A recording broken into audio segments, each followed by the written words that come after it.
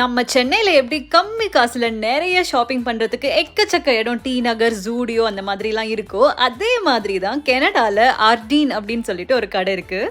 நீங்க காலேஜ் ஸ்டூடெண்ட்டா இருந்தீங்கன்னா, இதுதான் உங்களோட கோ டூ பிளேஸா இருக்கும். ஏன்னா, இங்க இருக்கிறது எல்லாமே அவ்ளோ அஃபோர்டபுளா இருக்கும். எப்பவுமே ஏதாவது ஆஃபர் ஓடிட்டே தான் இருக்கும். இப்ப சம்மர் வரன்றனால எக்கச்சக்கமா ஹேட்ஸ் கலெக்ஷன்ஸும் நெறைய வச்சிருந்தாங்க.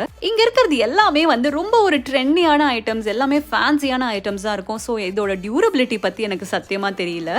இந்த பெல்ட் எல்லாம் பாருங்களேன், எவ்வளோ அழகா இருக்குல்ல. இதெல்லாம் கண்டிப்பா காலேஜ் படிக்கும்போது நம்ம யூஸ் பண்ணியிருப்போம். நான் யூஸ் பண்ணியிருக்கேன். ஸோ எனக்கு அது ஞாபகம் இருக்கு. இதெல்லாம் நான் சரவணா ஸ்டோர்ஸ்ல போயிட்டு வாங்கிட்டு வந்திருக்கேன்.